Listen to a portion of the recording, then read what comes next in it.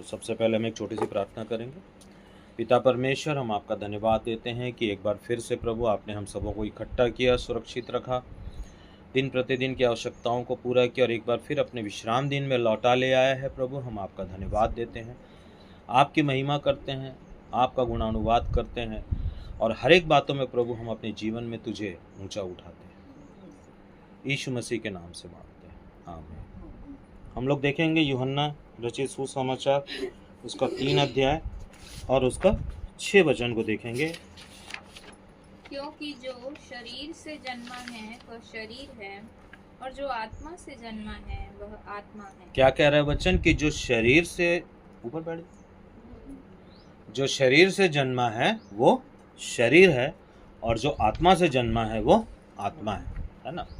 तो हम तो शरीर में दिखाई देते हैं, हमारा वजूद जो है, यदि कोई देखे तो कोई बोलेगा कि ये तो शारीरिक मनुष्य है ना। लेकिन जब परमेश्वर हमारी आज्ञाकारिता को देखते हैं, हम इतने दिन से वचनों को देख रहे हैं कि जब परमेश्वर हमारी आज्ञाकारिता को देखते हैं और जब हम प्रभु यीशु मसीह से प्रेम करते हैं और प्रभु यीशु मसीह से प्रेम करने के कारण पिता हमसे प्रेम करता है, तो उस अवस्था में हमको पिता क्या देता है? एक सहायक देता है जिसे पवित्र आत्मा कहा जाता है। पवित्र आत्मा यूं ही नहीं आता, पवित्र आत्मा के हमारे जीवन में के अंदर आने के लिए एक शर्त है।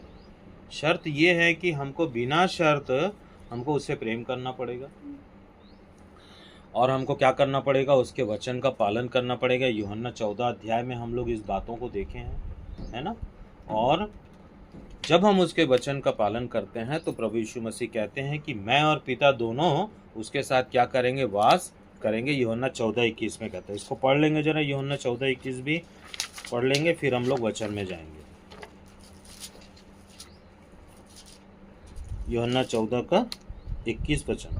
जिसके पास मेरी आज्ञाएं हैं और वह उन्हें मानता है वही मुझसे प्रेम रखता है और जो मुझसे प्रेम रखता है उससे मेरा पिता प्रेम रखेगा और मैं उससे प्रेम रखूंगा और अपने आप को उस पर प्रकट करूंगा। क्या बोल रहा है? कि जिसके पास मेरी आज्ञाएं हैं और वह उसका पालन करता है, और वह उसका क्या करता है? पालन करता है, वही मुझसे प्रेम करता है और जो मुझसे प्रेम करता है उससे मेरा पिता प्रेम करेगा और मैं उससे प्रेम करूंगा और अपने आप को उस पर क्या करूंगा? प्रकट करूंगा। किसके रूप में? पवित्र आत्मा के द्वारा यीशु मसीह क्या करते हैं? हम पर अपने प्रकटीकरण को देते हैं। और 23 क्या कहता है? यदि कोई मुझसे प्रेम करता है तो वह मेरे वचन का पालन करेगा और मेरा पिता उससे प्रेम करेगा और हम उसके पास आएंगे तथा उसके साथ क्या करेंगे? निवास करेंगे, है ना। तो एक बार यीशु मसीह के पास चेले बैठे हुए थे, उसमें से एक चेला बोलता है कि मुझको पिता दिखा। तो यीशु मसीह कहते हैं कि तुम इतने दिन तक मेरे साथ रहे हो, तुमको कुछ समझ में आता है कि नहीं आता है ना। तो यीशु मसीह कहते हैं कि मैं पिता में हूँ और मेरा पिता मुझ में है ना। तो जो पवित्र आत्मा जो पाए हुए लोग रहते हैं, उनका मतलब ही यही है कि हम क्या है? पिता में हैं और पिता मुझ में है। सेम चीज, सेम कंडीशन रहता है ना। कि जब पवित्र आत्मा आता है तो हमको क्या करता? सब बातें सिखाता है। जो संसार के लोग रहते हैं उन्हें नहीं सिखाएगा। क्यों? क्योंकि उनके अंदर पवित्र आत्मा नहीं है। ठीक है। तो हम लोग यूहन्ना 3 अध्याय में आएंगे वापस। यूहन्ना 3 अध्याय में हम लोग वापस आएंगे और वहां पे हम लोग एक बात को देखेंगे। पढ़ेंगे एक से, जोर से पढ़ेंगे ताकि अच्छा रिकॉर्डिंग हो। फरीसियों में निकोदेमुस नाम का एक मनुष्य था जो यहूदियों का सरदार था। उसने रात को यीशु के पास आकर उससे कहा, हे रब्बी, हम जानते हैं कि तू परमेश्वर की ओर से गुरु होकर आया है, क्योंकि कोई इन चिन्हों को जो तू दिखाता है यदि परमेश्वर उसके साथ न हो तो नहीं दिखा सकता।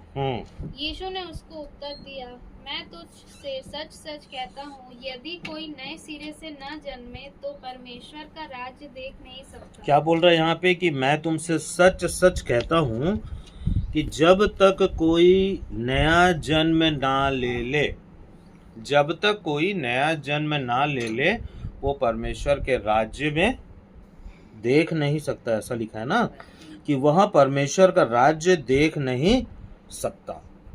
तो आज हम लोग वचन यूहन्ना 3:6 में हम लोग क्या देख रहे हैं कि जो शरीर है, जो शरीर से जन्मा है वो शरीर, जो आत्मा से जन्मा है वो आत्मा है। तो जब कोई मनुष्य शरीर और शरीर की अभिलाषाओं में जीवन को व्यतीत करता है तो वो शरीर से जन्मता है। शरीर से तो जन्मा ही है, माता के गर्भ से शरीर से तो जन्मा ही है ना, परंतु आत्मा में जन्मे मतलब नया जन्म पाने के लिए यीशु मसीह एक बात कहते हैं निकोदेमस को, कि जिसको निकोदेमस इतना बड़ा फरीसी होकर के भी समझ नहीं पा रहा है ना। पढ़ो आगे क्या बोलता है, चौथा से 3 अध्याय उसका 4 वचन से पढ़ो। निकोदेमुस ने उससे कहा, मनुष्य जब बूढ़ा हो गया तो कैसे जन्म ले सकता है? क्या वह अपनी माता के गर्भ में दूसरी बार प्रवेश करके इतना जन्म बड़ा, ले सकता है? इतना बुजुर्ग होने के बाद में भी वो शरीर की अवस्था में जी रहा। निकोदेमस कौन सी अवस्था में जी रहा था? शारीरिक अवस्था में जी रहा था। और उसको यीशु मसीह की बातें समझ में नहीं आई कि जब यीशु मसीह ने उनसे कहा था कि मैं तुमसे सच सच कहता हूँ कि जब तक कोई नया जन्म ना ले परमेश्वर के राज्य को देख नहीं सकता। प्रवेश करना तो दूर है ना। ये कंडीशन नंबर 1 है। तब निकोदेमस बोलता है कि क्या कोई माता के घर में जा कर के फिर से जन्म लेना पड़ेगा क्या? तो जो शरीर है ना, जिसकी प्रकृति शरीर है, जो परमेश्वर को नहीं ढूंढता है, जो परमेश्वर की आज्ञाकारिता में नहीं चलता है, वो शारीरिक मनुष्य है। तो ये संसार और संसार के जो मनुष्य हैं ये ऐसे ही हैं। तो अभी हम लोग कल ही तो बात कर रहे थे, शायद आज ही बात कर रहे थे कि जो यहूदी है वो चिन्ह ढूंढते हैं, यूनानी जो है वो ज्ञान की खोज में रहते हैं, है ना, और जो अन्य जाति हैं वो खाने पीने की खोज में लगे रहते हैं। यीशु मसीह का ही कहना है, यहूदी क्या ढूंढते हैं? चिन्ह ढूंढते हैं। यहूदी चिन्ह ढूंढते हैं, यूनानी क्या करते हैं? ज्ञान की खोज में लगे रहते हैं, ताकि कैसे हम दूसरों को क्या कर सके? लुभा सके। और अन्य जाति जो लोग होते हैं जो कि स्वभाव से ही कभी व्यवस्था का पालन करते हैं, कभी नहीं करते हैं, है ना, वो किसकी खोज में रहते हैं? भोजन और पेट के चक्कर में उनका जीवन बीतता रहता है। परंतु जो परमेश्वर को ढूंढता है वही परमेश्वर को पाता है ना। परमेश्वर ने क्या कहा कि मैं तो आकाश के पक्षियों को भी खिलाता हूँ, तुमको क्यों ना खिलाऊंगा? तुम इन बातों की चिंता में क्यों लगे रहते हो? यूहन्ना 3:16 है शायद, क्या है पता नहीं, है ना, कि सबसे पहले तुम क्या करो? परमेश्वर के राज्य और धर्म की खोज करो, है ना। यीशु मसीह क्या बोलते हैं कि तुम सबसे पहले क्या करो? कि परमेश्वर के राज्य और परमेश्वर के धार्मिकता की क्या करो? खोज करो। ठीक है। तब फिर यीशु मसीह उससे कहते हैं, क्या कहते हैं देखो, किसको उत्तर दे रहे हैं? यूहन्ना 3:5 में यीशु ने उत्तर दिया, हाँ? मैं तुझसे सच सच कहता हूँ, हाँ? जब तक कोई मनुष्य जल और आत्मा से न जन्मे तो वह परमेश्वर के राज्य में प्रवेश नहीं कर सकता। जब तक कोई मनुष्य जल और आत्मा से ना जन्मे वो परमेश्वर के राज्य में प्रवेश। इसके पहले क्या बोल रहे यीशु मसीह कि जब तक कोई व्यक्ति नया जन्म ना ले परमेश्वर का राज्य देख नहीं सकता। यहाँ पर यीशु मसीह बोलते हैं कि जब तक कोई व्यक्ति जल और आत्मा से ना जन्म ले वो परमेश्वर के राज्य में प्रवेश नहीं कर सकता। तो कितना कठिन था उन लोग के लिए परमेश्वर के राज्य में प्रवेश करना, है ना। तो जल से जो जन्म होता है, जिसको हम क्या कहते हैं? बपतिस्मा कहते हैं, या हम वचन का प्रकाशन कहते हैं। वचन का प्रकाशन क्योंकि परमेश्वर का जो शब्द है वो महाजल नाद है ना, मतलब उसके आवाज को सुन के ही कोई क्या हो जाएगा? कांप जाएगा। लेकिन फिर भी परमेश्वर ने अपने वचन को इस अनुग्रह से रखा है कि जब कोई हम वचन को पढ़ते हैं वो वचन क्या होता है? जीवित होता है और हमारे हृदय में क्या करने लगता है? काम करने लगता है। लेकिन जब परमेश्वर का अनुग्रह रहता है उस कंडीशन में परमेश्वर का जो वचन है वो हमारे जीवन में क्या करता है? काम करता है। ठीक है। तो जल से जन्म लेना का मतलब क्या होता है कि जैसे कि हम साधारण तरीके से हम लोग देखेंगे तो बपतिस्मा है, जल का बपतिस्मा है। जब हम क्या करते हैं, अपने विश्वास का प्रकटीकरण अपने लोगों के बीच में हम लोग करते हैं। आत्मा से जन्म लेने का मतलब यही है कि जब हम आज्ञाकारिता में चलते हैं, जब हम परमेश्वर की 10 आज्ञाओं को अपने जीवन में लेकर के आते हैं, हम परमेश्वर को उचित सम्मान देते हैं, है ना। जब हम परमेश्वर के पवित्र दिन में ठहरते हैं, है ना। इस सारे कंडीशन को देख करके, इन सारी बातों को देख करके, है ना, कौन प्रसन्न होता है? पिता प्रसन्न होता है। क्योंकि यीशु मसीह क्या कहते हैं कि जब यदि तुम मेरे वचन का पालन करोगे, इसी से ये पता चलेगा कि तुम मुझसे क्या करते हो, प्रेम करते हो। अलग से प्रेम दिखाने की जरूरत नहीं है कि यीशु मसीह मैं आपसे बहुत प्रेम करता हूँ। ये बोलने से अच्छा है कि मनुष्य क्या करे, परमेश्वर की आज्ञाओं में चलना सीखे, है ना। दिखाने के लिए बोलना कि प्रभु मैं आपसे बहुत प्रेम करता हूँ, बहुत प्रेम करता हूँ, और उसके जीवन में आज्ञाएं है ही नहीं, तो मतलब ही क्या है। परमेश्वर केवल एक ही बात से प्रसन्न होते हैं कि कोई मनुष्य परमेश्वर की धार्मिकता के अंदर आता है ना। पिछले बार हम लोग क्या देखे थे कि 2 आज्ञाओं का या 10 आज्ञाओं का पालन करना कोई बहुत बड़ी बात नहीं है। यही देखे थे ना हम लोग। पिछले सप्ताह के दिन में हम लोग देखे थे कि तू अपने परमेश्वर से अपनी सारी बुद्धि, सारे प्राण, सारी शक्ति और सारे मन से क्या करना, प्रेम करना, और तू अपने पड़ोसियों से अपने समान प्रेम करना। ये 2 बातें को करना कोई बहुत बड़ी बात नहीं है, लेकिन इससे भी बड़ी बात है कि जब यीशु मसीह कहते हैं कि यदि तू बड़ा होना चाहे, यदि तू बड़ा होना चाहे, यदि तू प्रधान होना चाहे, तो अपने आप को क्या कर, छोटा कर, नम्र कर, दीन कर। इसलिए कि परमेश्वर ने जब भी मुझे वचन दिया है, उस वचन के साथ परमेश्वर का जो आत्मा है वो यही कहता है कि 10 आज्ञाओं को मानना कोई कठिन नहीं है, लेकिन इस 10 आज्ञाओं के साथ में हमको उन बातों को भी याद रखना चाहिए कि जब यीशु मसीह अपनी सेवकाई को करने के लिए निकले थे, तो यीशु मसीह ने जो पहाड़ी वचन कहे थे, यूहन्ना का 5 अध्याय, वही है ना, मत्ती 5 अध्याय कि धन्य वह जो मन में नम्र और दीन है, वही परमेश्वर के राज्य को देखेगा, वही परमेश्वर के मुख को क्या करेगा, देखेगा।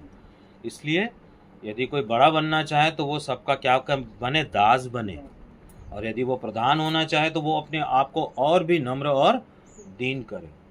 तब जाकर के परमेश्वर की 10 आज्ञाओं का कोई मतलब निकलता है। परमेश्वर की 10 आज्ञाओं का पालन करके कोई यदि अपने मन में घमंड करता है कि मैं तो परमेश्वर की 10 आज्ञाओं का पालन करता हूँ, और यदि वो मन में नम्र और दीन नहीं है, तो वो 10 आज्ञा उसके गिरने का कारण भी बन सकता है ना।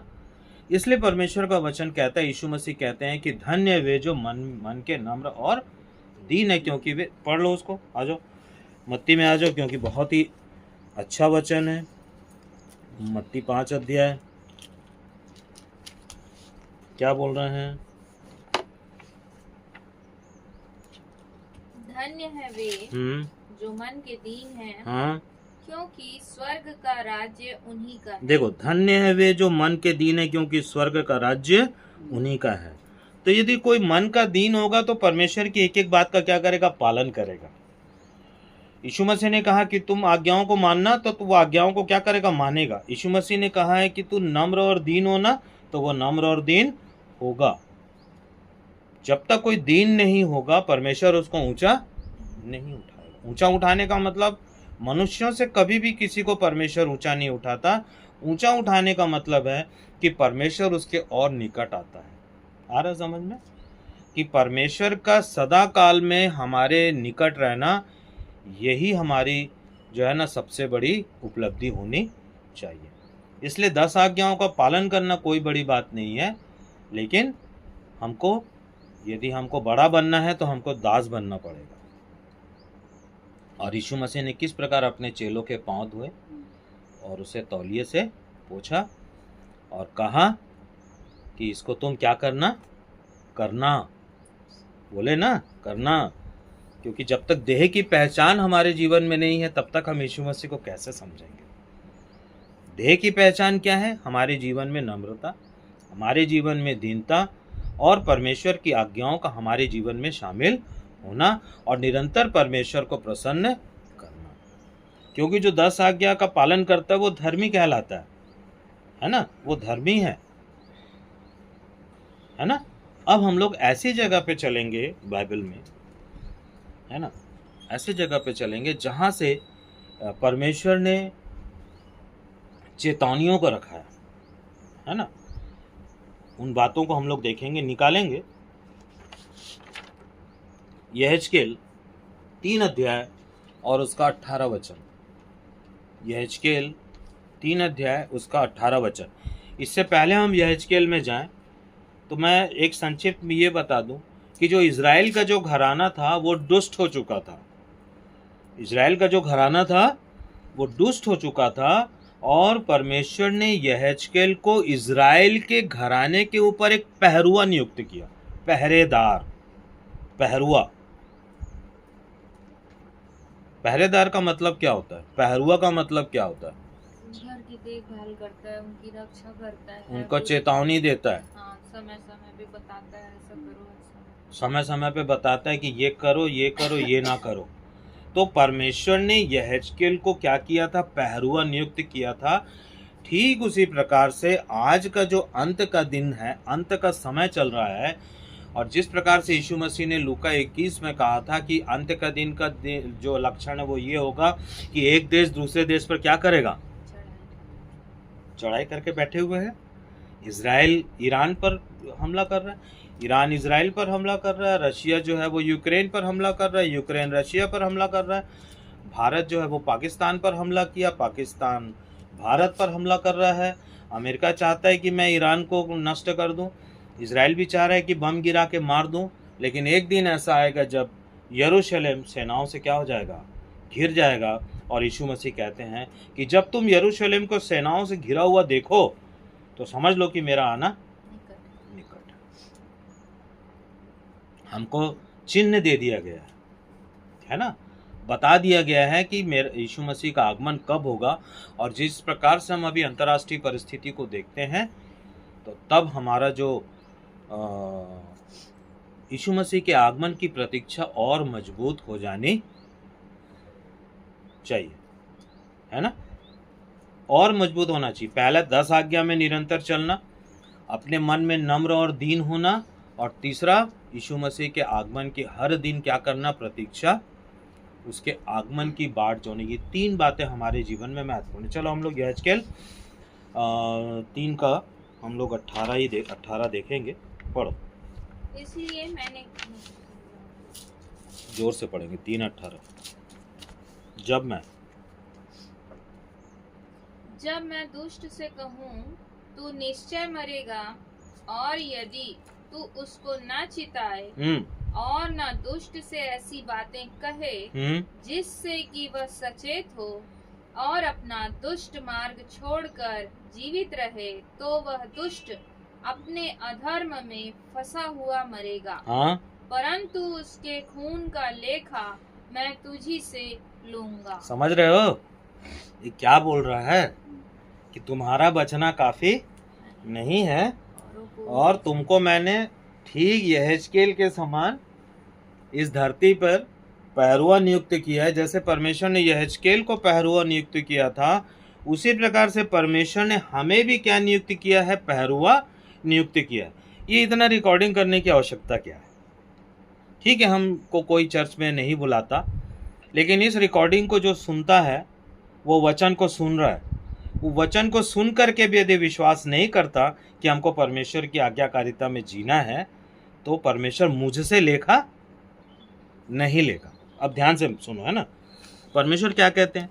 जब मैं दुष्ट से कहूँ तू निश्चय मरेगा, और यदि तू मतलब पहरुआ, तू मतलब पहरुआ यहेजकेल, उसको, किसको? दुष्ट को ना चिताए और ना दुष्ट से ऐसी बातें कहे जिससे वह सचेत हो और अपना दुष्ट मार्ग छोड़कर जीवित रहे, तो वह दुष्ट अपने अधर्म में फंसा हुआ मरेगा, परंतु उसके खून का जो लेखा है मैं तुझी से लूँगा। आ रहा है ना समझ में कि परमेश्वर जो है हमको इसलिए नियुक्त किया है, परमेश्वर ने हमारी नियुक्ति इसलिए की है, हमारे पास में कोई ऐसी चीज़ नहीं है कि जिससे कोई हमको क्या बोले, या आओ भाई आओ हमको सुसमाचार सुना दो। हमारे पास में कोई ऐसी बातें नहीं है, लेकिन फिर भी हमको परमेश्वर ने पहरुआ नियुक्ति किया है कि ताकि हम संसार के लोग को क्या करें, चेता दें, उसको चेतावनी दे दें। बोल रहे हैं ना, ये कंडीशन नंबर 1 सुन लो कि जब परमेश्वर द्वारा नियुक्त पहरुआ दुष्ट को ना चेताए, 3:18 और 3:19, यदि परमेश्वर द्वारा नियुक्त पहरुआ दुष्ट को चेताए, तब 3:19 पढ़ो, अपन 18 पढ़ लिए। यदि हम ना चेताएं, यदि हम उसको चेतावनी नहीं देंगे तो दुष्ट तो मरेगा ही मरेगा, लेकिन उसका जो खून बहेगा, वो जो मरेगा उसके खून का लेखा हमसे लेगा। ठीक है, अब 3:19 पढ़ो थोड़ा जोर से। पर यदि तू दुष्ट को चिताए और वह अपनी दुष्टता और दुष्ट मार्ग से ना फिरे, तो वह तो अपने अधर्म में फंसा हुआ मर जाएगा, परंतु तू अपने प्राणों को बचाएगा। तू कौन? पहरुआ, जिसको परमेश्वर ने नियुक्त किया, वो अपने प्राण को बचा लेगा। क्यों?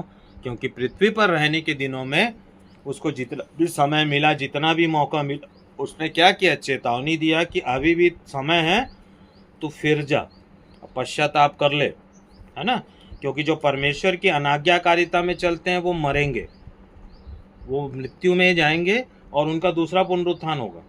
इसलिए हमको क्या करना, उनको चेताना है ना, कि भाई तुम जो दुष्टता में जी रहे हो, तो दुष्टता का मतलब क्या होता है? जो परमेश्वर की आज्ञाकारिता के जो विरुद्ध में चलता है, एक आज्ञा के भी विरुद्ध में चलेगा, वो दुष्ट है। समझ में आ रहा है? एक आज्ञा के भी, क्योंकि वचन क्या कहता है कि तुम 10 आज्ञा में 9 आज्ञा का पालन करते हो और एक आज्ञा में फेल होते हो, तो तुम सब आज्ञा में क्या हो गए? फेल, है ना। इसलिए यीशु मसीह ने उसको 2 आज्ञा में बदले। चलो और पढ़ो, क्या बोल रहे हैं? परंतु यहोवा ने यहेजकेल से अपनी वाणी कही। हम लोग निकालेंगे यहेजकेल की पुस्तक, उसका 33 अध्याय और उसका 11 वचन, कि किस प्रकार से परमेश्वर ने यहेजकेल नामक व्यक्ति को इज़राइल के घराने के ऊपर में पहरुआ नियुक्त किया। हमको किसी को डांटना नहीं है ना, लेकिन जब पवित्र आत्मा हमसे कहे कि इसको बोल, तो बोल देना।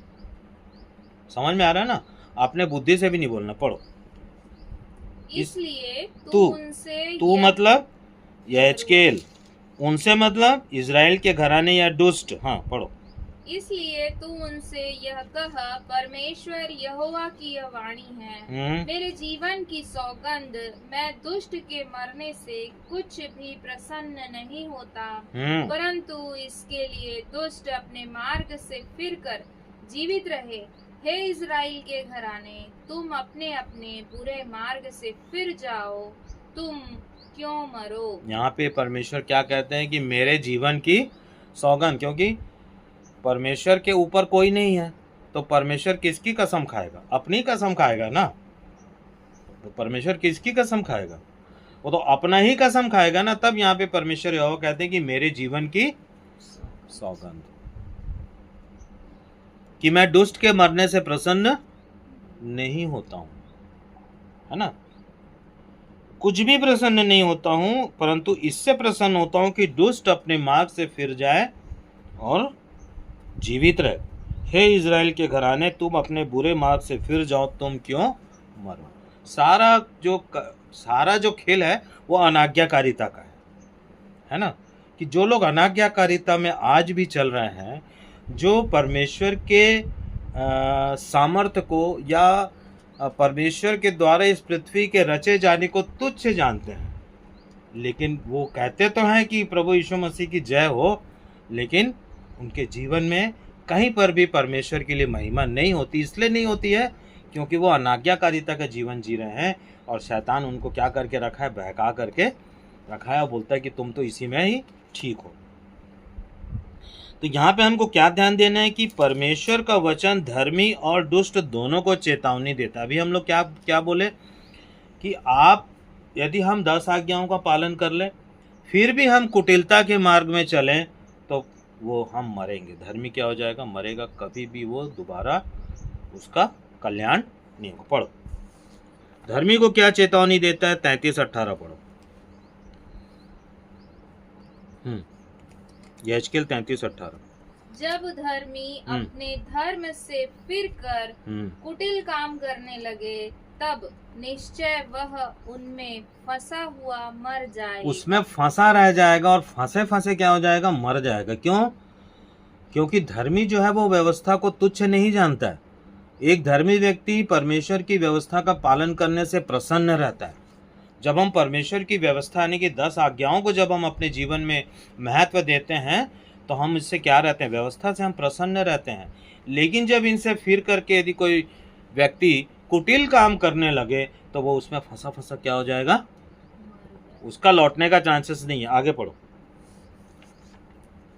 जब दुष्ट अपनी दुष्टता से फिरकर न्याय और धर्म के काम करने लगे, तब वह उनके कारण जीवित रहेगा। देखो, यहाँ पे दुष्ट को परमेश्वर ने ज्यादा महत्व दिया है कि यदि वो अपने दुष्टता के मार्ग से फिर जाए और न्याय और धार्मिकता में चलना शुरू करे, तब वह क्या होगा? उन बातों के कारण जीवित रहेगा। समझ में आ रहा है? तो परमेश्वर ने इज़राइल के घराने को चेतावनी देने के लिए यहेजकेल को चुना। यहेजकेल एक भविष्यवक्ता था, है ना? हम भविष्यवक्ता नहीं हैं। हमको परमेश्वर ने सिंपली एक पहरुआ नियुक्त किया है और हमको पवित्र आत्मा के द्वारा बातें बताता है करके हम थोड़े से शिक्षक कहलाते हैं। थोड़े से हम क्या कहलाते हैं? टीचर कहलाते हैं, क्योंकि जो शिक्षा देता है वो शिक्षक होता है। इसलिए परमेश्वर ने पहरुआ के साथ साथ आपके समय में परमेश्वर ने ऐसे ऐसे लोग को चुना है जिसके विषय में संसार कभी सोच ही नहीं सकता कि उसको परमेश्वर चुन सकता है अपने राज्य के लिए और चेतावनी देने के लिए। ठीक है, हम इसको आगे देखेंगे। पढ़ो। तो हम लोग देखेंगे यहेजकेल 3 अध्याय उसका 16-17 वचन पढ़ेंगे। पढ़िए। 7 दिन के व्यतीत होने पर यहोवा का यह वचन मेरे पास पहुंचा। हे मनुष्य के संतान, मैंने तुझे इज़राइल के घराने के लिए पहरुआ नियुक्त किया है।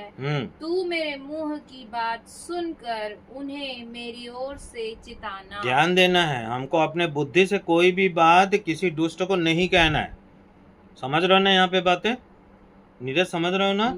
हमको अपने बुद्धि से सोच करके किसी को दुष्टता, जो कोई दुष्टता कर रहा है, परमेश्वर के अनाज्ञाकारिता में चल रहा है, अपने दिमाग से उसको जाके चेतावनी नहीं देना। वरन यहाँ पे एक कंडीशन है। क्या कंडीशन है? क्या बोल रहा है कि तुझे मैंने पहरुआ नियुक्त किया है, तू मेरे मुंह की बात सुनकर, है ना, उन्हें मेरी ओर से चिताना। तो आज भी जो चेतावनी जो दिया जा रहा है कि परमेश्वर ने इस अंत के दिनों में कई लोग को परमेश्वर चुनेगा आज्ञाकारिता का प्रचार करने के लिए, चेतावनी देने के लिए। तो हम क्या बहुत बड़े हो गए? बिल्कुल नहीं, हम वहीं का वहीं हैं। लेकिन परमेश्वर ने अपनी इच्छा से ऐसे लोगों को चुन करके इस धरती पे रखा है और नए नए लोगों को चुन रहा है ताकि परमेश्वर अपनी मंशा उनके जीवन से क्या करे? पूरी करे। तो परमेश्वर की मंशा क्या है कि जब मैं तुझसे बात करूं, है ना, क्या बोल रहा है? तू मेरे मुंह की बात सुनना। तो कान खोलना पड़ेगा सुनने के लिए, ठहरना पड़ेगा, रुकना पड़ेगा, पवित्र शास्त्र में ध्यान लगाना पड़ेगा, है ना, आत्मा की बातों में ध्यान लगाना पड़ेगा, धर्मी बने रहना पड़ेगा, कुटिलता में नहीं जाना पड़ेगा, 10 आज्ञा के साथ नम्रता और दीनता का जीवन होना पड़ेगा। तब जाके परमेश्वर अपने मुंह से हमारे कान में क्या बताएगा, बातों को क्या करेगा? बताएगा, और बोलता है कि तू सुन करके उनको क्या करना? चेतावनी देना कि वो क्या हो जाए? दुष्ट। परमेश्वर दुष्ट के मरने से कुछ भी प्रसन्न नहीं होता। अब तक हम लोग देख लिए। वरन परमेश्वर इस बात से प्रसन्न होता है कि एक दुष्ट जब अपने कुटिल जीवन से और अपने पापी जीवन से फिर जाता है, अनाज्ञाकारिता के जीवन से फिर के न्याय और धार्मिकता के जीवन में जैसे ही आ जाता है, तो दुष्ट के जीवित रहने के कारण परमेश्वर क्या होता है? प्रसन्न होता है।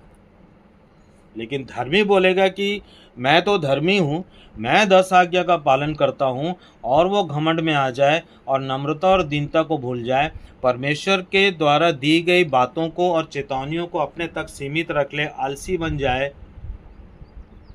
जाए, तो उसका कुछ भी कल्याण होने वाला, वो तो जाएगा ही जाएगा। ठीक है, चलो आगे। इसी प्रकार से परमेश्वर ने इस अंत के दिनों में अपने कुछ पहरुए नियुक्त किए हैं, जो उन दुष्ट लोगों को चेताने के लिए, अर्थात परमेश्वर के मार्ग पर ना चलने वालों को यहेजकेल के समान चेतावनी परमेश्वर की ओर से दिया जा रहा है, कि ना कि अपने मन से। कोई अपने मन से चेतावनी ना दे, और कोई किसी पर गुस्सा भी मत हो, वरन वो ध्यान लगा करके बातों को सुने, और परमेश्वर उसको मौका देगा, और कई माध्यमों के द्वारा परमेश्वर अपनी आवाज उन लोगों तक पहुंचाएगा जो अनाज्ञाकारिता में जीवन व्यतीत कर रहे हैं। तो इस अंत के दिनों में 2 प्रकार के लोग हैं। पहला, विश्वासी। वे विश्वासी कौन है? जो परमेश्वर की आज्ञाकारिता पे चलते हैं, उनमें मगन रहते हैं और परमेश्वर की व्यवस्था से प्रसन्न रहते हैं। अविश्वासी कौन है? जो प्रभु के नाम पर विश्वास तो करते हैं, पर अनाज्ञाकारिता के कारण उनका विश्वास मरा हुआ है। आज्ञाकारिता के कारण हमारा विश्वास क्या रहता है? जीवित रहता है। जब हम आज्ञाकारिता में चलते हैं तो हम विश्वास में जीवित रहते हैं, विश्वास से चलते हैं, विश्वास में जीवन जीते हैं। यीशु मसीह ने शैतान को क्या कहा? क्या बोला? यीशु मसीह को बोला ना शैतान कि तू पत्थर को आज्ञा दे तो ये पत्थर क्या बन जाएगा? रोटी बन जाएगा। तो यीशु मसीह बोलते हैं कि मनुष्य रोटी ही से नहीं, वरन परमेश्वर के मुख से निकले हर एक वचन से क्या रहेगा? जो परमेश्वर के मुख से निकलता है। तो जो परमेश्वर के मुख से जो निकलने वाले जो वचन है, यही वचन हमको क्या आज संसार के लोगों को चेतावनी दे रहा है।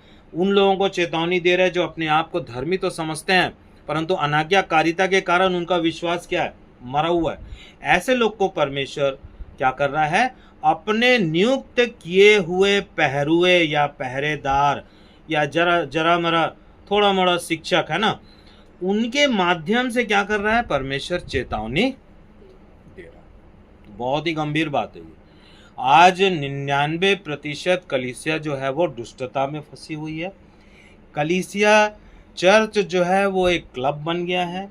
चर्च जो है वो एक ऑर्केस्ट्रा में बदल चुका है, और चर्च जो है लोगों को उठाने मतलब गिराने का एक जरिया, बुराई करने का एक जरिया बन गया है। और चर्च जो है उसमें किसी भी प्रकार से वहाँ पे प्रभु यीशु मसीह की उपस्थिति नहीं है, ना ही पवित्र आत्मा की उपस्थिति है, क्योंकि पवित्र आत्मा ऐसे जगह पे निवास नहीं करता।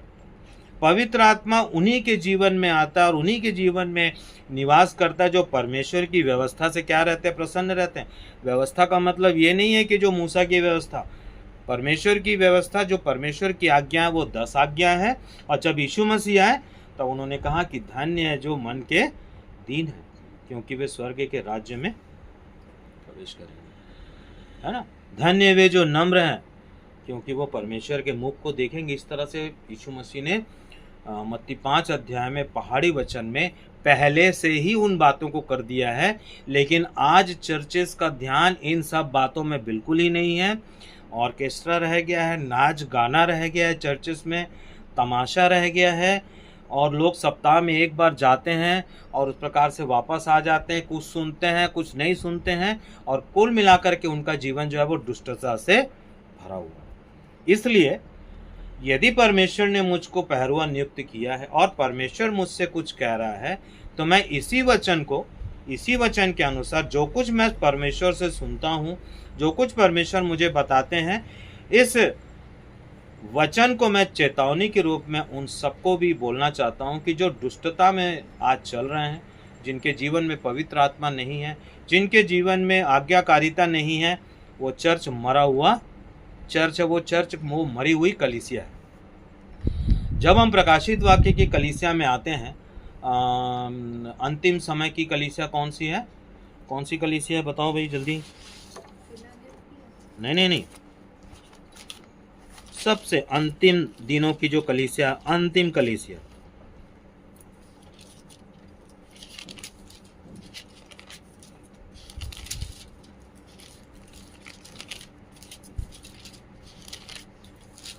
लौदीकिया, हाँ, लौदीकिया की कलीसिया। तो यीशु मसीह लौदीकिया की कलीसिया से प्रकाशित वाक्य में कहते हैं, प्रकाशित वाक्य में कौन कौन बातें कर रहा है? यीशु मसीह यूहन्ना से बातें कर रहा है और लिखता है कि यूहन्ना आत्मा में आ गया और यीशु मसीह उसको सारी चीजों को क्या कर रहा है, दिखा रहा है। अंत की पुस्तक पे आज चर्च का ध्यान बिल्कुल भी नहीं है। दानियल की पुस्तक के प्रति कोई भी ध्यान नहीं है, जिसको परमेश्वर ने मुहर बंद कर दिया। परंतु परमेश्वर ने किसी समय परमेश्वर ने दानियल की पुस्तकों के प्रकाशन को खोला और परमेश्वर ने किसी को तो अपना प्रकाशन दिया, जिससे कि दानियल के पुस्तक का प्रकाशन होना शुरू हो गया है। और अंत के समय ये जो लौदीकिया की कलीसिया के जैसी अवस्था हो गई है, चर्चेस की, कलीसियाओं की, ये शैतान की कलीसियाएं हैं। ये कभी भी प्रभु यीशु मसीह की कलीसिया नहीं है, क्योंकि जहाँ प्रभु यीशु मसीह की कलीसिया वहाँ प्रभु यीशु मसीह उपस्थित है। यीशु मसीह ने साफ कहा कि जहाँ 2 या 3 मेरे नाम से इकट्ठे होंगे वहाँ पे मैं उपस्थित हूँ। यीशु मसीह ने कभी नहीं कहा कि जहाँ 1000, 2000 लोग, 500 लोग उपस्थित होंगे वहाँ मैं उपस्थित होता हूँ। यीशु मसीह ने यही कहा कि जहाँ 2 या 3। इसलिए यीशु मसीह कहते हैं कि हे छोटे जून तू मत डर। ठीक है, तो यहाँ पे यीशु मसीह क्या कहते हैं? लौदीकिया के कलीसिया के दूत को लिख, जो आमीन, विश्वास योग्य और सच्चा गवाह है और परमेश्वर की सृष्टि का मूल कारण है। वह यह कहता है, मैं तेरे कार्यों को जानता हूँ कि तू ना तो ठंडा है ना गर्म। भला होता कि तू ठंडा या गर्म होता, इसलिए कि तू गुनगुना है, ना ठंडा है और ना गर्म। मैं तुझे अपने मुंह से उगल दूंगा। मैं तुझे अपने मुंह से क्या करूंगा? उगल दूंगा। उसमें कोई स्वाद ही नहीं रहेगा। लेकिन जो व्यक्ति, जब उसको पता चल गया कि हमको परमेश्वर की आज्ञाकारिता में जीना है, चलना है और उसी में हमको मरना है, तो उसमें वो गर्म व्यक्ति है, गर्मजोशी वाला है, वो ठंडा नहीं है, क्योंकि उसने अपने जीवन में परमेश्वर की आज्ञाओं को क्या दिया? स्थान दिया है। और परमेश्वर अपने आज्ञा मानने वालों से क्या होते हैं? प्रसन्न होते हैं। लेकिन जो ठंडा है, जो आलसी है, परमेश्वर उससे कभी भी प्रसन्न नहीं होते हैं। और यीशु मसीह कहते हैं कि मैं उसको क्या कर दूंगा? मुंह से उगल दूंगा, क्योंकि उसमें कोई टेस्ट ही नहीं है, उसके अंदर कोई स्वाद ही नहीं है। ठीक है, तो इसलिए क्या कहते हैं 18 वचन में कि 17 में क्या कहता? तू कहता है कि मैं धनवान हूँ और धनी हो गया हूँ और मुझे किसी वस्तु की आवश्यकता नहीं, पर तू नहीं जानता कि तू अभागा, तुच्छ, दरिद्र, अंधा और नंगा है। इसलिए मैं तुझे सम्मति देता हूँ कि आग में शुद्ध किया हुआ सोना मुझसे मोल ले कि तू धनी हो जाए, और श्वेत वस्त्र पहन कर ले ले, ताकि जब तू श्वेत वस्त्र पहनेगा तो तेरे नंगेपन की लज्जा प्रकट ना हो। और मैं अपनी आँखों में लगाने के लिए सूरमा ले ले, और अपनी आँखों में लगाने के लिए सूरमा ले ले, ताकि तू देख सके। तो डांटने का काम हमारा नहीं है। डांटने का काम किसका है? परमेश्वर का। यहाँ पे वचन कहता है, मैं जिनसे प्रेम करता हूँ उनको डांटता हूँ और ताड़ना देता हूँ। इसलिए सरगर्म हो और मन फिरा, देख मैं द्वार पर खड़ा हुआ खटखटाता हूँ, और जो यदि कोई मेरी आवाज़ सुन करके द्वार खोले तो मैं उसके पास भीतर आकर उसके साथ भोजन करूँगा और वह मेरे साथ भोजन करेगा। तो भोजन करने का मतलब थोड़ी नहीं कि यीशु मसीह आएंगे दाल चावल खा लेंगे। ऐसा है क्या? हाँ, दाल चावल मछली ऐसा होगा क्या? नहीं ना।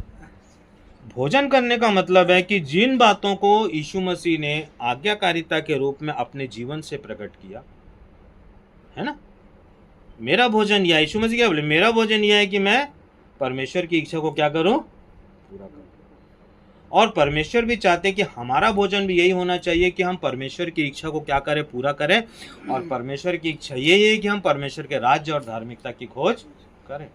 और परमेश्वर के राज्य और धार्मिकता की खोज करने के लिए अवश्य है कि हमको क्या करना पड़ेगा? उसके 10 आज्ञाओं को अपने जीवन में आत्मसात करना पड़ेगा। हमको मन में नम्र और दीन होना पड़ेगा। बड़ा बनने की इच्छा है तो क्या बनना पड़ेगा? छोटा बनना पड़ेगा, दास बनना पड़ेगा। तब जाकर के हम प्रभु को क्या कर सकते हैं? प्रसन्न कर सकते हैं। थोड़ा सा और देखेंगे हम लोग, है ना।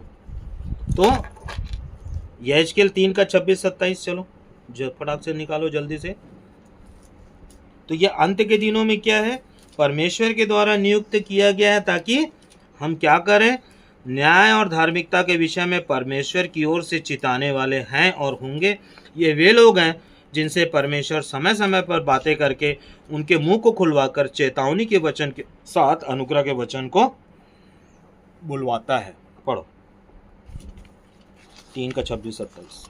मैं तेरी जीभ तेरे तालू से लगाऊंगा, जिससे तू मौन रहकर उनका डांटने वाला ना हो। हाँ देखो, परमेश्वर मना कर रहे हैं कि तू किसी को नहीं डांटना। परमेश्वर ने कहा क्या? कि तू किसी वृद्ध जन को ना डांट। अब मान लो एक बूढ़ा आदमी है, 50, 60, 70 साल का है ना, है, और उसको हम जाके डांटते हैं कि तो आज्ञाकारिता में नहीं चल रहा है ना, तो आज्ञाकारिता में चल, तो ये गलत हो जाएगा। और आगे पढ़ो, क्या बोल रहा? मैं तेरी जीभ तेरे तालू से लगाऊंगा, जिससे तू मौन रहकर उनका डांटने वाला ना हो, क्योंकि वे विद्रोही घराने के हैं। परंतु जब जब मैं तुझसे बातें करूं, तब तब मेरे मुंह को खोलूंगा, तब तेरे मुंह को खोलूंगा और तू उनसे ऐसा कहना, प्रभु यहोवा यूं कहता है, जो सुनता है वह सुन ले, और जो नहीं सुनता है वह ना सुने, क्योंकि वे तो विद्रोही घराने के। क्या बोल रहे हैं? कि प्रभु यहोवा की यही वाणी है कि जो सुनता है वो सुन ले। यीशु मसीह क्या कहा? जिसके कान हो वो क्या करे? सुन ले। और जिसको नहीं सुनना है मत सुनो भाई। लेकिन परमेश्वर का वचन तो तुमको हिट कर रहा है ना।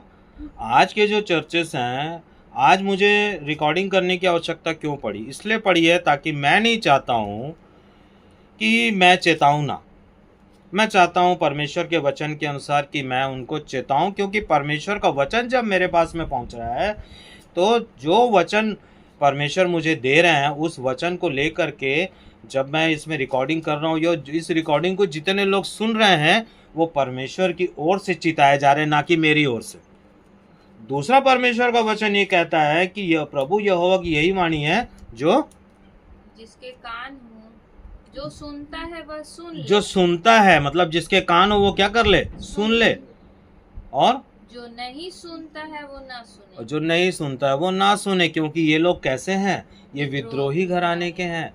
जो परमेश्वर की आज्ञाकारिता के अंदर में नहीं है वो परमेश्वर का विद्रोही है, और वही लोग एंटी क्राइस्ट हैं। समझ में आ रहा है ना? एंटी क्राइस्ट कौन है? एंटी क्राइस्ट कोई बॉडी में थोड़ी ना आ जाएगा। एंटी क्राइस्ट एक ताकत है जो संसार को क्या करता है? परमेश्वर के लोगों, संसार के व्यक्तियों को परमेश्वर लोगों से दूर करने की कोशिश में लगा रहता है।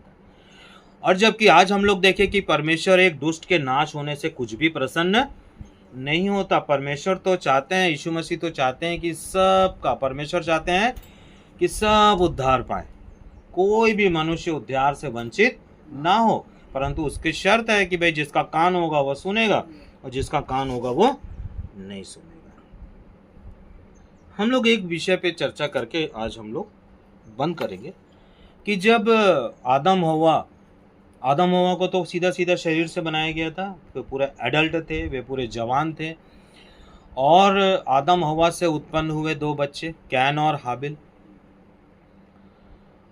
तो कैन जो था वो दुष्ट था, कैन जो था वो, और हाबिल जो था वो धर्मी था, है ना। कैन जो था वो दुष्ट था और हाबिल जो था वो धर्मी था। कैन ने हाबिल को मारा, है ना। चलो पढ़ो, निकालो 4 अध्याय, उसका 1 से 15 तक धीरे धीरे पढ़ेंगे। उत्पत्ति 4 अध्याय और उसका 1 से 15। तो हम लोग देखते हैं कि परमेश्वर ने कैन को मारा नहीं। परमेश्वर चाहता तो कैन को उसी समय क्या कर सकता था? खत्म कर सकता था। लेकिन परमेश्वर दुष्ट के मरने से कुछ भी प्रसन्न नहीं होता। ठीक है, चलो क्या बोल रहा है। जब आदम अपनी पत्नी हवा के पास गया तब उसने गर्भवती होकर कैन को जन्म दिया और कहा, मैंने यहोवा की सहायता से एक पुरुष पाया है। फिर उसने उसके भाई हाबिल को भी जन्म दिया। हाबिल भेड़ बकरियों का चरवाहा बन गया, परंतु कैन भूमि पर खेती करने वाला किसान बना। कुछ दिनों के पश्चात कैन यहोवा के पास भूमि की उपज में से कुछ भेंट ले आया, और हाबिल भी अपनी भेड़ बकरियों के कई एक पहलौठे बच्चे भेंट चढ़ाने लाया। और उसकी चर्बी भेंट चढ़ाई। तब यहोवा ने हाबिल और उसकी भेंट को तो ग्रहण किया, परंतु कैन और उसकी भेंट को उसने ग्रहण नहीं किया। तो हम कैसा बलिदान चढ़ाते हैं? जब हम लोग इसको पढ़ते हैं, जब हम लोग इसको समझते हैं, तो पवित्र आत्मा हमको समझाता है कि तुमको कैसा बलिदान, तुम कैन के समान बलिदान चढ़ाते हो, घास फूस वाला, जिसमें आज्ञाकारिता का कोई नामो निशान नहीं है, या तुम हाबिल के जैसा आज्ञाकारिता बन करके तुम एक विशेष बलिदान क्या करते हो, पहलौठे का बलिदान को क्या करते हो, चढ़ाते हो।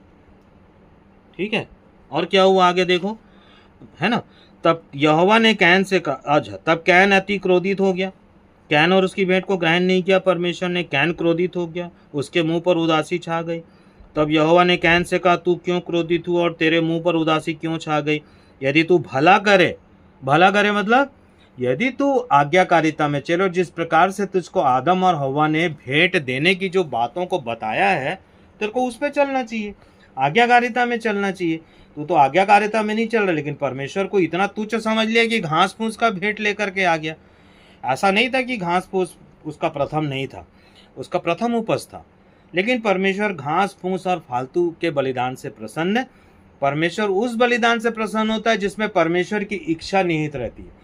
परमेश्वर चाहते हैं कि हम सब आज्ञाकारिता बने, परमेश्वर चाहते हैं कि हम सब आज्ञा में चलें, उसकी आज्ञाओं पर हम चलने की कोशिश करें, नम्र और दीन हो, और यदि हम बड़ा बनना चाहें तो एक दूसरे के क्या बने, दास बने। और आगे पढ़ो क्या लिखा है, यदि तू भला करे तो क्या तेरी भेंट ग्रहण ना की जाएगी, और यदि तू भला ना करे तो पाप द्वार पर छिपा रहता है, और उसकी लालसा तेरी ओर होगी, और तुझे उस पर क्या करना पड़ेगा, प्रभुता, पाप तुझ पर प्रभुता करेगा ही। यदि कोई व्यक्ति अनाज्ञाकारिता में चल रहा है तो उस पर पाप प्रभुता कर रहा है।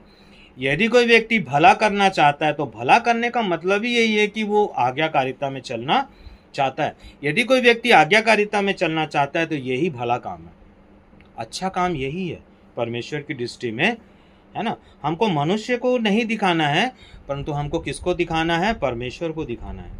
हमारे जीवन में 10 आज्ञा का होना, नम्रता और दीनता का होना, और अपना उसका जीवन एक दास के जैसा जीवन होना, जब इन बातों को परमेश्वर देखता है तभी पवित्र आत्मा उसके जीवन में काम करता है।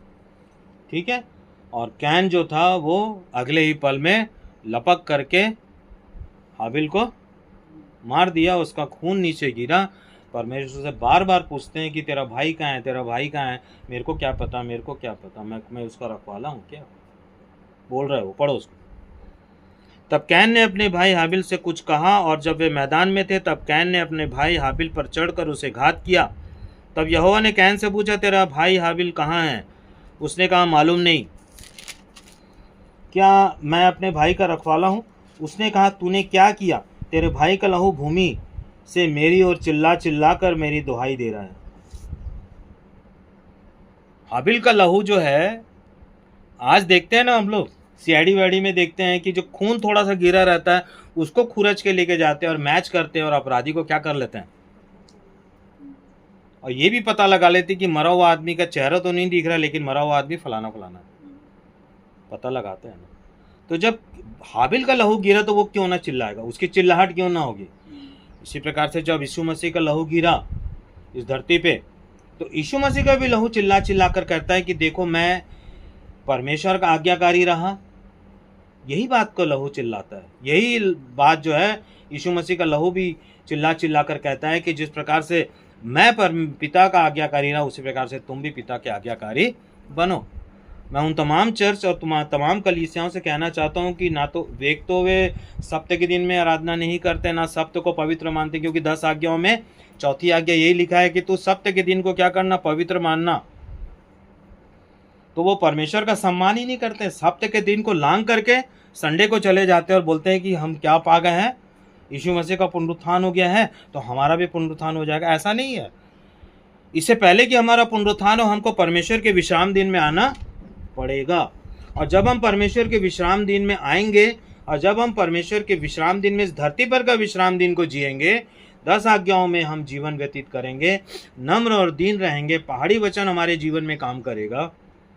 यदि कोई सताता है तो हम खुशी से हम क्या क्या कर लें, हम सताए जाएं, ठीक है ना। तो जब हम लोग पहाड़ी वचन पढ़ेंगे, घर में जाके सब लोग पढ़ेंगे, तो पता चलेगा कि आज्ञाओं के साथ पहाड़ी वचन कितना आवश्यक है। ठीक है, तो कहने का मतलब ये है कि हाबिल को कैन ने क्या कर दिया, मार दिया, और बाद में कैन को निकाल दिया, है ना। और कैन के लिए चिन्ह ठहराया, 15 पढ़ो। इस कारण यहोवा ने उससे कहा, जो कोई कैन को घात करेगा उससे 7 गुना बदला लिया जाएगा। और यहोवा ने कैन के लिए चिन्ह ठहराया, ऐसा ना हो कि कोई उसे पाकर क्या करे, मार डाले। परमेश्वर नहीं चाहते कि इस धरती पर और दुष्टता बढ़े, इसलिए परमेश्वर ने कैन को मारने वालों के लिए एक चिन्ह ठहराया कि जो उसको मारेगा उसको कितना गुना मिलेगा। देखो 7 गुना। पढ़ो 24 पढ़ो, कि जब कैन का बदला 7 गुना लिया जाएगा तो लेमेक का बदला 77 गुना लिया जाएगा। लेमेक उसी के वंश का, पढ़ लेंगे उसको बाद में जाकर। ठीक है, तो हमारा कहने का मतलब है कि भला काम, कि यदि तू भला ना करे तो पाप जो है वो द्वार पे छुपा हुआ बैठा है और पाप तुम्हारे जीवन में प्रभुता करेगा। लेकिन यीशु मसीह क्या कहते हैं कि मैं द्वार पे खड़ा हुआ क्या करता हूँ, खटखटाता हूँ। जो कोई मेरी आवाज़ सुन करके द्वार को खोलेगा, तो यीशु मसीह की आवाज़ क्या है? यीशु मसीह का आवाज़ क्या? यीशु मसीह का आवाज़ उसका जीवन है। उसके जीवन को जब हम लोग देखते हैं, उनके आज्ञाकारिता के जीवन को जब हम लोग देखते हैं, वही पर यीशु मसीह की आवाज़ है कि देखो मैं पिता की इच्छा को पूरा किया हूँ, है ना, और मैंने तुमको नियुक्ति किया है कि तुम बहुत सारा क्या लाओ, फल लाओ, है ना। यीशु मसीह यही कहते हैं ना कि मैंने तुमको नियुक्त किया है कि तुम क्या करो, फल लाओ। तो हमारे जीवन में यदि फल नहीं दिख रहा है तो कोई मतलब नहीं है, परंतु यदि हमारे जीवन में फल उत्पन्न हो रहा है तो बहुत अच्छी बात है। क्योंकि जब तक हम आज्ञाकारिता में नहीं चलेंगे, क्योंकि वचन क्या कहते, इसके पहले हम लोग चर्चा किए थे कि इस पृथ्वी पर सबसे बड़ा जो बात है वो दूसरे को क्या करना है, क्षमा करना। सबसे बड़ी बात है, तुम क्या करो, क्षमा करो। यीशु मसीह ने सबको क्या किया, क्षमा कर दिया। यीशु मसीह ने पिता को मरते मरते कहा कि पूरा हुआ, मैंने सब बातों को क्या कर दिया, पूरा कर दिया। एक एक बात जो यीशु मसीह के लिए ठहराया गया था, उन बातों को यीशु मसीह ने आज्ञाकारिता के रूप में जिया और मनुष्य जाति के लिए वो मरा। तो भला काम क्या है? परमेश्वर आज यहेजकेल के समान बहुत सारे पहरों को नियुक्त कर रहा है, और जब जब वे परमेश्वर की आवाज़ को सुनेंगे तब तब वे परमेश्वर की ओर से लोगों को चिताएंगे, ना कि अपनी ओर से। हम किसी को डांट नहीं सकते, है ना, परंतु परमेश्वर का वचन जब उनके हृदय में काम करेगा, यदि उनका कान होगा तो, और यदि उनका कान नहीं होगा तो नहीं सुनेंगे। कान होगा तो सुनेंगे। यीशु मसीह कहते हैं जिसके कान हो वह सुन ले, जिसके कान हो वह सुन ले कि परमेश्वर क्या कहता है, परमेश्वर क्या चाहता है। परमेश्वर चाहते हैं कि हम परमेश्वर के राज्य और धार्मिकता की खोज करें, और उसके राज्य और धार्मिकता की खोज की शुरुआत यीशु मसीह के प्रेम करने से शुरू होती है, उसके आज्ञाओं के पालन करने से शुरू होती है, जल से जन्म लेने से शुरू होती है, परमेश्वर के द्वारा जन्म लेने से शुरू होती है। परमेश्वर के द्वारा जन्म लेना मतलब जब हम प्रभु यीशु मसीह को प्रसन्न करते हैं तो पिता प्रसन्न होता है, और जब पिता प्रसन्न होता है तो परमेश्वर अपनी आत्मा यीशु मसीह के माध्यम से हमारे जीवन में देते हैं। तो पुराने नियम में भी भविष्यवाणी लिखी गई कि अंत के दिनों में ऐसा होगा कि मैं अपनी आत्मा सब मनुष्य पर उंडेलूंगा। सब मनुष्य का मतलब हर किसी पर थोड़ी ना उंडेल देंगे, उन मनुष्य पर उंडेला जाएगा जो प्रभु के वचन का पालन करते और उसकी आज्ञाकारिता में चलते हैं। एक वचन और करके मैं समाप्त कर दूँ। पढ़ो यूहन्ना 3 अध्याय और 36 वचन। यूहन्ना 3 अध्याय उसका 36 वचन। जो पुत्र पर विश्वास करता है अर्थात उसकी आज्ञाओं में जीता है, अनंत जीवन उसका है, परंतु वह जो पुत्र की बात नहीं मानता जीवन नहीं देखेगा। एकमात्र बात है कि जीवन में प्रवेश करने के लिए, परमेश्वर के राज्य में प्रवेश करने के लिए, कि जल और आत्मा से जन्म लेना। जल मतलब बपतिस्मा, विश्वास का प्रकटीकरण, और आत्मा से जन्म मतलब परमेश्वर एक हमें नया जन्म देते हैं, आत्मा को हमारे भीतर डालकर, तब आत्मा हमको सब बातें। पढ़ो क्या लिखा, पढ़ो। जो पुत्र पर विश्वास करता है अनंत जीवन उसका है, परंतु जो पुत्र की नहीं मानता वह जीवन को नहीं देखेगा, परंतु परमेश्वर का क्रोध उस पर रहता है। परमेश्वर का क्रोध उस पर बना रहता है, परमेश्वर का प्रकोप उस पर बना रहता है। इसलिए अंत के समय में यीशु मसीह कहते हैं कि जो धर्मी है वो धर्मी बना रहे और जो दुष्ट है वो दुष्टता के कार्य करता रहे, है ना। धर्मी को नीचे गिरने की जरूरत नहीं है, ठीक है। और परमेश्वर ने यहेजकेल 3:27 के अनुसार क्या है कि जब जब मैं तुझसे बातें करूं तब तब मैं तेरे मुंह को खोलूंगा। तो परमेश्वर का काम करने का तरीका अद्भुत है। परमेश्वर कब हमारे मुंह को खोलेगा यह हम नहीं जानते, लेकिन फिर भी परमेश्वर मुंह खोलेगा। क्यों? क्योंकि परमेश्वर अपनी ओर से उन लोगों को चिताना चाहता है जो आज के संसार में ये सोच के चल रहे हैं कि हमारा तो प्रथम पुनरुत्थान होगा, परंतु परमेश्वर कहते हैं कि उनका द्वितीय पुनरुत्थान होगा। प्रथम पुनरुत्थान में वे लोग उठाए जाएंगे जो परमेश्वर की आज्ञाकारिता में चलते हैं। द्वितीय पुनरुत्थान अर्थात 1000 साल के बाद वो लोग उठाए जाएंगे जिन्होंने दुष्टता के मार्ग को चुना, जिन्होंने पाप के मार्ग को चुना। समझ में आ रहा है? इसलिए यदि हम धर्मी, परमेश्वर ने हमको धर्मी बनाया ठहराया, तो हमको धर्मी बने रहना है, बचे रहना है, क्योंकि परमेश्वर दुष्टों से तो बात कर लेगा परंतु धर्मी को नहीं चेता पाएगा। धर्मी को केवल कुटिलता के मार्ग से बच के रहना है, वापसी नहीं करना है। लेकिन दुष्ट की वापसी इजी है, धर्मी की वापसी इजी आसान नहीं है। तो कहने का मतलब है बाइबल आज्ञाकारिता से प्रारंभ होती है। यीशु मसीह प्रकाशित वाक्य की पुस्तक में यूहन्ना से कहते हैं, प्रकाशित वाक्य 18:4 पढ़ो, फिर मैं समाप्त करूंगा। फिर मैंने स्वर्ग से एक और शब्द को कहते सुना, हे मेरे लोगों, उनमें से निकल जाओ। ये शैतानी चर्च, जो रविवारी चर्च है, इसमें परमेश्वर के अपने लोग हैं। परमेश्वर नहीं चाहते कि किसी का नाश हो। परमेश्वर ने अपने वचन में ये बता दिया यहेजकेल को कि मैं दुष्ट के मरने से कुछ भी प्रसन्न नहीं होता हूँ।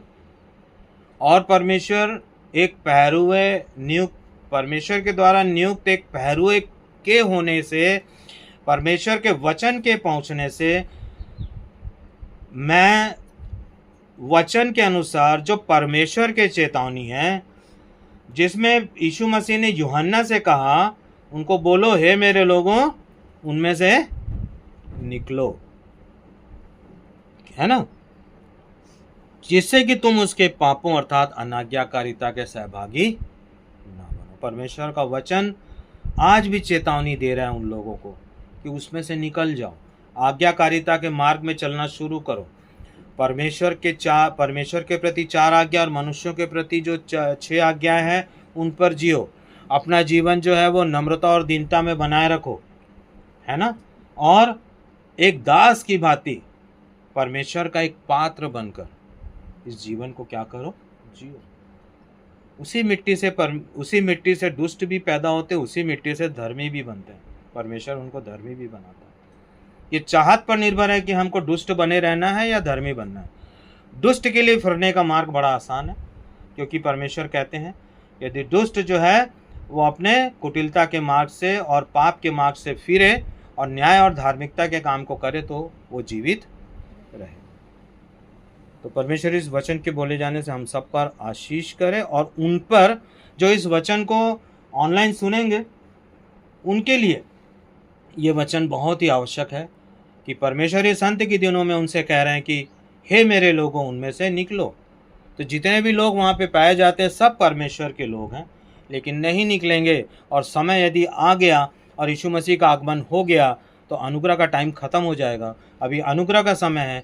इसलिए मैं तमाम रविवारी चर्च के लोगों से यही कहना चाहता हूँ कि आप सब परमेश्वर के लोग हैं, और आपसे यीशु मसीह यूहन्ना से जो बातें करते हुए कहते हैं कि हे मेरे लोगों, उनमें से निकल जाओ और उनके पापों के सहभागी न बनो। कौन से पाप?